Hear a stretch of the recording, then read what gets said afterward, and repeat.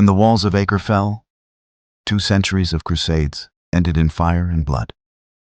Welcome to PastFrame, where history breathes in light and shadow. Today, we journey to the year 1291 to witness the final stand of the Crusaders, the moment when the Holy Land slipped forever from Western hands. This is the story of the Siege of Acre, the last desperate defense of the Christian world in the East, and the battle that ended an age. From the thunder of Mamluk siege engines to the courage of knights who fought to their final breath, we'll uncover how the cross fell before the crescent, and how Acre became the grave of the Crusader dream. Stay till the end, because what happened here didn't just destroy a city. It changed the course of medieval history forever. By the late 13th century, the Crusader world was on the brink of extinction. After losing Jerusalem to Saladin in 1187, the Latin kingdom had shrunk to a few coastal enclaves. One by one, they fell. Antioch in 1268, Crac des Chevaliers in 1271, and Tripoli in 1289. Each loss tightened the Mamluk grip on the Levant, leaving only Acre, the jewel of the eastern Mediterranean, standing as the last outpost of Christian power. Acre was more than a fortress. It was the beating heart of the Crusader kingdom. Its harbors swarmed with Venetian, Genoese, and Pisan merchants. Its streets filled with pilgrims, mercenaries, and monks. The city's massive double walls and towering bastions, rebuilt after Richard the Lionheart's conquest in 1191, made it one of the strongest fortifications of the medieval world. Behind these defenses lived not only knights and soldiers, but thousands of civilians, families, craftsmen, sailors, all clinging to the last hope that the West would not abandon them. Inside the city, 3 great military orders divided power. The Knights Templar, whose fortress dominated the western harbor, the Hospitallers, who controlled the southern quarter, and the Teutonic Knights, guarding the northern walls. Above them all ruled King Henry II of Cyprus, the nominal king of Jerusalem, though his presence was distant and his authority weak. The Latin Church still rang its bells, but the echoes sounded hollow. The kingdom of heaven on earth was dying. Beyond the horizon, a new force was rising under the Mamluk Sultan Al-Ashraf Khalil, son of Sultan Qalawun. Determined to finish what his father had begun, Khalil gathered an enormous army in Cairo, estimated at over 100,000 men, and vowed to crush the Crusader presence forever. As his troops began their march north in March 1291, Acre's walls shimmered under the spring sun, unaware that within months, those same walls would be drenched in fire and blood. In March 1291, the Mamluk Sultan Al-Ashraf Khalil set his army in motion from Cairo, fulfilling the vow his father, Sultan Qalawun, had made before his death, to destroy the last Crusader stronghold in the Holy Land. Khalil was young, ambitious, and utterly relentless. He inherited from his father not only the throne, but a clear purpose: to cleanse the coast of every Latin fortress and end 2 centuries of Crusader presence once and for all. The Mamluk army that marched north was one of the largest ever assembled in the medieval Middle East. Chroniclers like Ibn al-Furat describe over 100,000 men, including elite Mamluk cavalry, Sudanese infantry, Bedouin auxiliaries, and siege engineers trained in the art of demolishing stone wall. Huge mangonels, trebuchets, and battering rams were dragged across the desert on wagons, guarded by lines of soldiers and camels carrying supplies. Behind them followed blacksmiths, carpenters, and masons, a moving war machine capable of building and destroying cities alike. By early April 1291, Khalil's army reached the plains of Acre, encamping in a great crescent around the city. From the sea walls, Crusader lookouts watched in horror as thousands of tents appeared overnight, their colored silks shimmering beneath the sun. The horizon turned into a line of fire as the Mamluks began erecting siege towers and digging trenches. Within days, the entire coastline echoed with the rhythmic pounding of hammers and the chanting of soldiers preparing for holy war. Inside Acre, tension turned to dread. The city's defenders, an estimated 15,000 to 20,000 men, including knights, mercenaries, and armed citizens, rushed to strengthen the fortifications. The Templar Grand Master Guillaume de Beaujeu and Hospitalier Grand Master Jean de Villiers oversaw the defenses personally, directing engineers to repair the outer walls and mount new catapults. Messengers were sent to King Henry II of Cyprus, begging for reinforcements. But the Cypriot fleet was small, and Western Europe, weary of crusading, did not respond. The defenders realized with chilling clarity, Acre would stand or fall alone. By the second week of April, the Mamluk camp stretched from the Mount of Tabor road to the sea, its perimeter guarded by archers and cavalry patrols. At night, thousands of campfires turned the plain into a glowing ocean of light. From the city ramparts, Crusader sentinels could hear the constant rumble of siege machines being tested in the distance. The storm was coming, and when it broke, the last light of the Crusader kingdom would flicker for the final time. The siege began on April 6, 1291. At sunrise, the plains outside Acre shook with the thunder of Mamluk engines. The first boulders slammed into the city's northern walls, shattering towers and sending clouds of dust over the harbor. Sultan Al-Ashraf Khalil had ordered a relentless bombardment. More than 100 trebuchets and mangonels hurled stones day and night, tearing through the Crusader defenses that had once seemed unbreakable. Inside the city, panic spread quickly. Guillaume de Beaujeu, the Grand Master of the Templars, rode along the walls in full armor, rallying defenders and shouting commands above the chaos. His men, joined by Hospitallers, Teutonic knights, and Italian mercenaries, responded with grim determination. From the battlements, they fired crossbows and Greek fire, launching flaming pots that burst into waves of searing liquid, setting siege towers ablaze. But for every tower destroyed, the Mamluks built two more. The Mamluk sappers worked tirelessly at the base of Acre's walls, digging tunnels to weaken the foundations. Meanwhile, archers unleashed a storm of arrows that darkened the sky.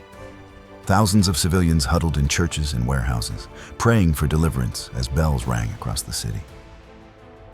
The smell of burning wood and pitch filled the air. Food supplies began to dwindle, and the wounded filled the streets. Yet still, the defenders held their ground. By April 15th, the Mamluks had advanced siege towers close enough to the outer wall to launch continuous assaults. Each wave was met with brutal resistance. Chroniclers describe scenes of sheer desperation. Templars fighting with swords drawn atop collapsing walls, and Hospitallers dragging wounded comrades through smoke and rubble. The Mamluks, disciplined and fearless, climbed ladders under a hail of stones only to be thrown back again and again. But time was not on Acre's side. As the days passed, the bombardment intensified. The northern wall near St. Anthony's Gate began to crumble under the constant barrage. Jean de Villiers, the Hospitaller Grand Master, was severely wounded by an arrow while directing defenses. He was carried to the rear, refusing to leave the city. The defenders had no rest. The Mamluks fought by day, and their siege engines roared by night. By early May, Acre's walls were scarred and weakened. The defenders knew the final assault was coming. De Beaujeu ordered every able man, soldier, or citizen to take up arms. Women carried water to the ramparts, monks tended the wounded, and children fetched arrows from fallen soldiers. The city, once a thriving port of trade and faith, had become a fortress of the doomed. Then, on May 18, 1291, as dawn broke over the eastern plains, the Mamluks unleashed their full fury. War drums thundered, horns blared, and waves of soldiers charged through the breaches. Acre trembled beneath the sound of thousands shouting Allahu Akbar. The greatest siege of the Crusades had reached its breaking point. The final assault began at dawn on May 18, 1291. Trumpets and drums echoed across the plains as the Mamluk army surged forward in a human wave. From every side, soldiers poured toward the shattered northern walls. Clouds of dust rose beneath their feet, and the air trembled with the cries of thousands. The Crusaders, exhausted, wounded, and outnumbered, stood shoulder to shoulder, their crosses glinting in the morning sun. At the center of the defense stood Guillaume de Beaujeu, the Grand Master of the Knights Templar. He led the charge at the weakest section of the wall near St. Anthony's Gate, sword raised high. As he turned to rally his men, a Mamluk spear struck him beneath the arm.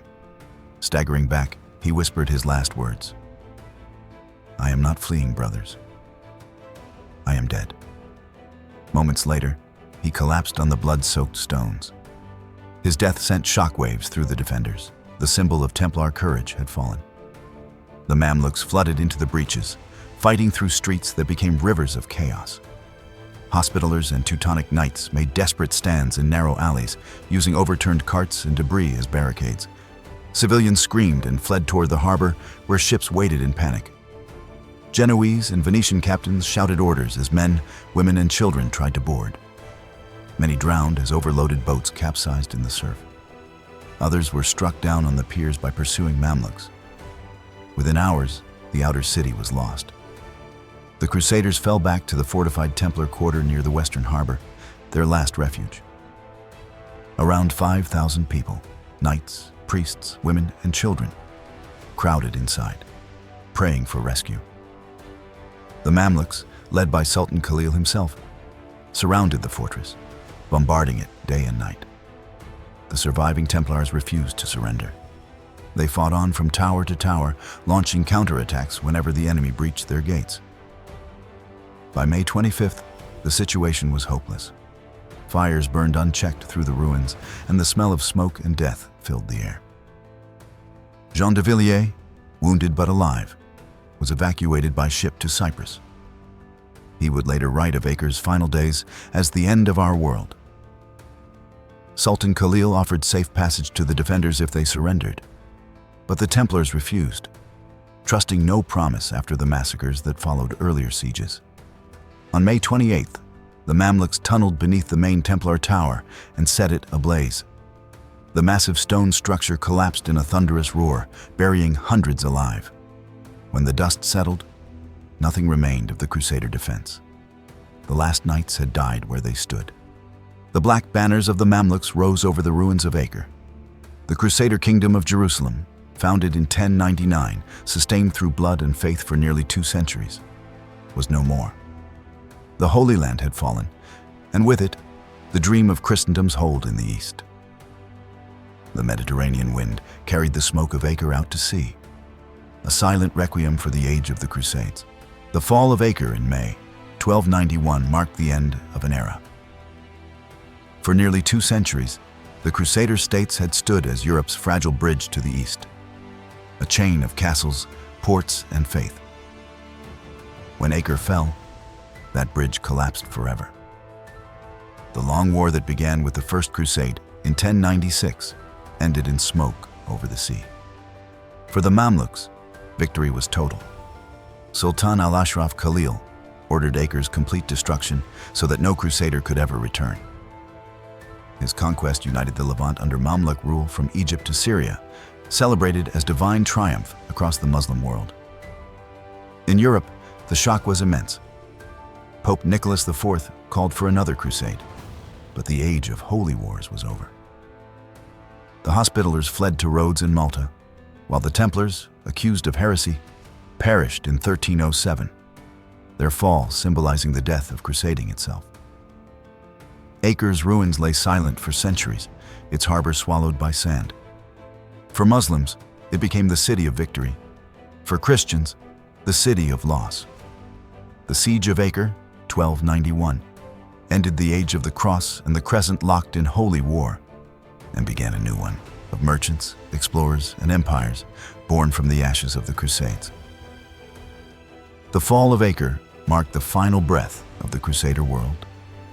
2 centuries of holy wars ended not with triumph, but with smoke rising over a silent sea. The cross that once ruled Jerusalem now faded beyond the horizon, leaving only ruins, memories, and lessons carved in stone. If you value stories that still echo through time, make sure to subscribe to PastFrame, where every fallen city, every forgotten hero, and every turning point of history is brought back to life, one frame at a time.